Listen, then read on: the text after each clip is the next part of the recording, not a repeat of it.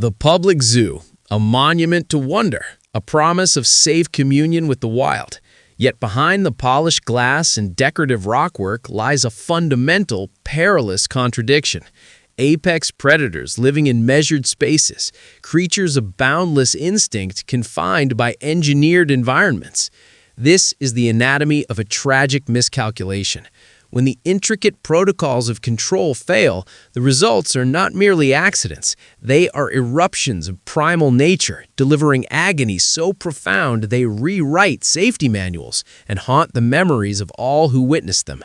We are the Diagram Lore, and today we map 8 case studies, 8 points of catastrophic failure on the chart of human-animal coexistence.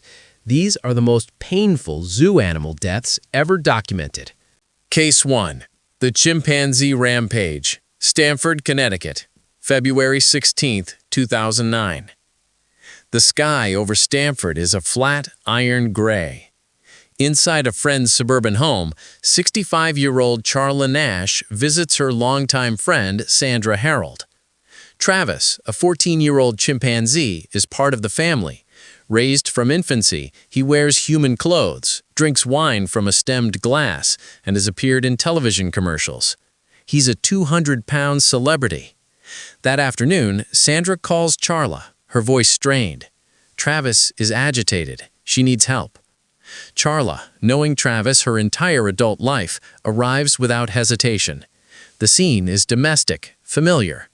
But Travis has been exhibiting unpredictable behavior for months, a secret tension his owner downplays. He is on Xanax. Today, something is profoundly wrong. When Charla steps from her car, Travis bursts from the house. He bypasses Sandra completely. There is no warning growl, no posturing. He moves with terrifying, single-minded intent. He grabs Charla in a crushing embrace. What follows is not an animal attack as Hollywood depicts it. It is a systematic, brutal dismantling. Travis uses his immense strength not to kill quickly, but to destroy. He tears at her face with his teeth and hands. Sandra, screaming, stabs him with a kitchen knife. She beats him with a shovel.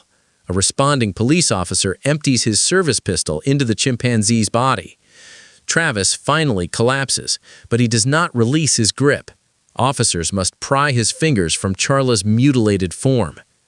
The aftermath is a scene of domestic horror. Charla Nash survives, but her injuries are catastrophic. She has lost her hands, nose, lips, and eyelids. She is blinded. The investigation reveals a chilling truth. Travis's behavior was a ticking bomb. Blood tests show no drugs that would have triggered the attack. It was likely organic psychosis or a long simmering dominance rage, finally directed outward. The case forces a national reckoning on exotic pet ownership. But for Charla Nash, the legacy is a lifetime of pain and surgical reconstruction, a living testament to the irrevocable wildness contained within even the most civilized of creatures. Case 2. The Polar Bear's Gate, Berlin, Germany, April 11, 1987.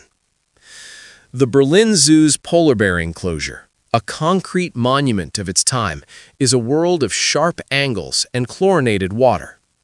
Jürgen H. is a 34-year-old zookeeper, respected for his calm professionalism with the institution's most powerful carnivores.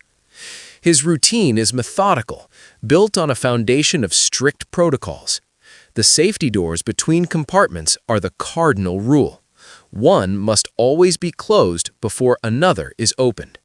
It is a ballet of locks and bars designed to prevent a direct, unbarred path between human and bear. On this spring afternoon, H is performing enclosure maintenance. He is alone in the service corridor.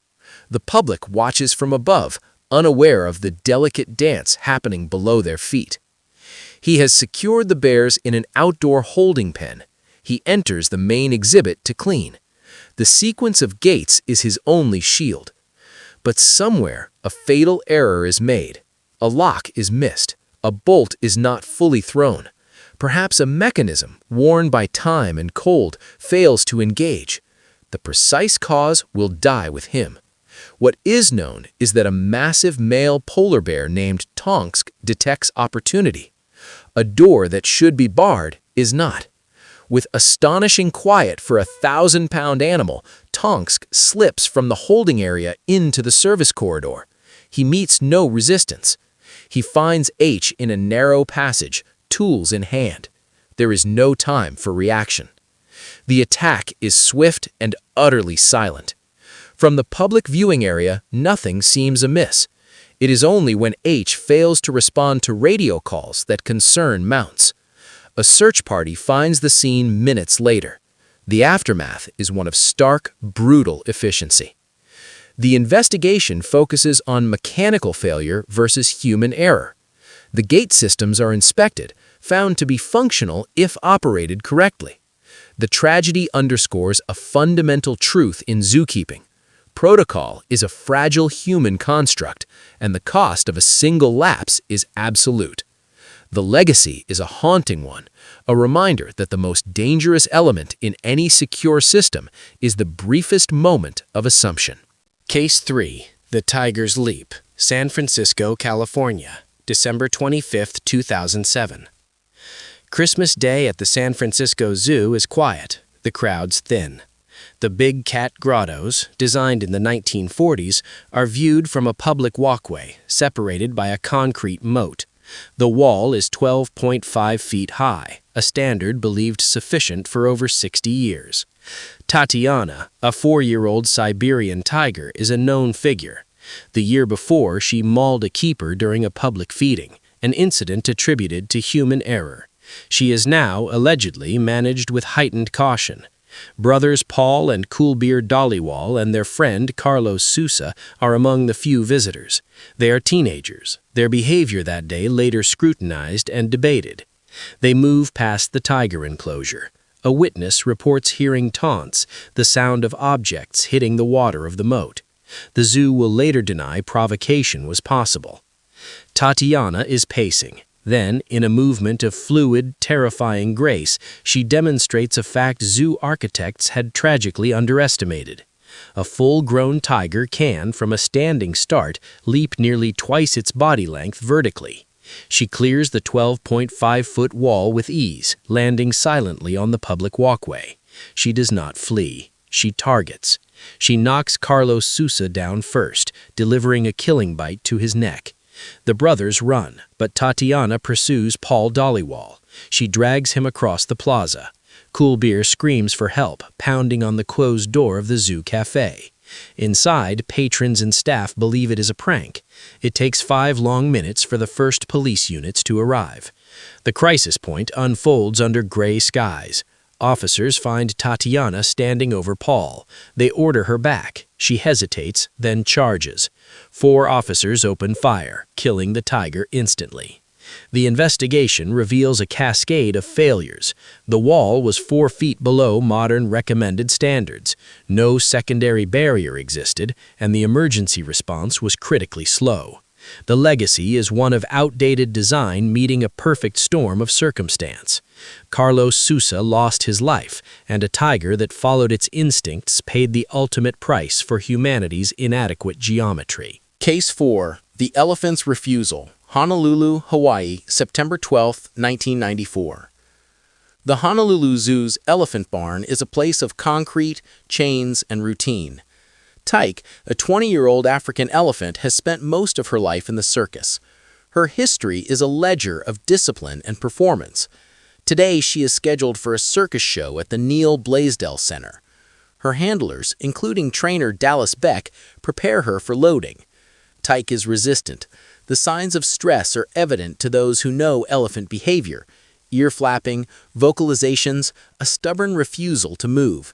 The tools of coercion come out: the ankus, the bullhook. Pressure is applied. For Tyke, the corridor of the barn becomes a trap, the memories of a lifetime of compliance colliding with a sudden, overwhelming surge of will. She trumpets, a sound of rage and fear that shakes the barn walls. She turns on Eck, knocking him down and stomping. In the chaos, she bursts through a service door and out into the streets of Honolulu. This is no controlled escape. It is a panicked, destructive stampede. For 30 terrifying minutes, Tyke runs amok in a residential and commercial district. She tramples her groomer, Alan Campbell, who tries to intervene. She charges into traffic, smashing cars. Police units scramble, their sirens adding to the cacophony. Civilians flee, watching in disbelief as nearly 4 tons of living fury rampages through their city. The scene is one of surreal, escalating urban chaos. The crisis point comes on a side street. Tyke, cornered and surrounded by police cars, stands wounded from non-lethal rounds, her sides heaving. A decision is made. An officer with a high-powered rifle is positioned. It takes multiple shots to bring the massive animal down. The aftermath investigation focuses on Tyke's traumatic past and the methods used to control her. The broader implication is a seismic shift in public perception. Tyke's death becomes a catalyst for the anti-circus movement, a stark, televised testament to the psychological breaking point of a captive giant. Her painful, public end sparked a global conversation about animal welfare that continues to this day. Case 5. The Jaguar's Ambush. Pittsburgh, Pennsylvania, November 3, 2022. The Pittsburgh Zoo's Big Cat Area is a network of indoor and outdoor spaces. A male jaguar is housed in a complex designed for breeding and management. Jaguars are nature's perfect ambush predators, possessing a bite force capable of crushing skulls. On this routine morning, 2 experienced keepers, 34-year-old Elena E. and a colleague, are performing a standard operant conditioning session. They're separated from the cat by a shift door, a solid barrier with a small, secured howdy opening for visual contact and training.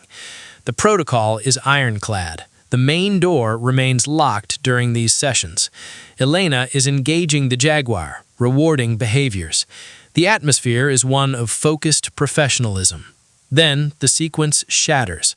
For reasons still unknown, the primary shift door between the keeper area and the jaguar's holding space is not fully secured. Perhaps a latch failed to catch. Perhaps it was mistakenly believed to be locked. The jaguar, silent and patient, senses the flaw. With explosive power, it pushes open the unsecured door. There is no roar, only the sudden, terrifying reality of a predator in a space meant for humans. It targets Elena. The attack is blindingly fast. Her colleague reacts instantly, using poles, shouts, and a fire extinguisher to drive the animal back, saving her life, but not before catastrophic injuries are inflicted. The crisis point transitions instantly to a desperate medical evacuation. Elena is rushed to the hospital in critical condition. The investigation is a forensic dissection of procedure. Every latch, every protocol, every communication from that morning is scrutinized. The zoo implements immediate sweeping changes to its big cat safety protocols, mandating double check systems and additional physical barriers. The legacy is one of sobering reinforcement. Against the silent, problem-solving intelligence of a predator like a jaguar, there is no margin for error, not even the width of an unseated latch. The pain of the incident resonates through the entire zookeeping community as a dark, cautionary echo. These 5 points on our diagram lore are not random. They're connected by a single, stark line. The fault line between human confidence and animal instinct. Each represents a catastrophic intersection where protocol, design, or perception failed to contain the irreducible wildness within. The pain inflicted was not merely physical. It echoed through communities, shattered careers, and forced painful introspection about our very right to keep such beings in curated boxes. They're reminders that zoos are not truly windows into the wild, but delicate, high-stakes negotiations with forces we can never fully domesticate. These deaths are the cost of those negotiations failing. They are the dark, necessary counterweights to our wonder, forever inscribed in the lore of captivity. If this forensic journey to the edges of documented human-animal conflict has compelled your curiosity about the realities beneath the surface of our controlled worlds, subscribe for more meticulously researched expeditions into the anatomy of catastrophe. Your engagement drives our research into darker corners of documented reality.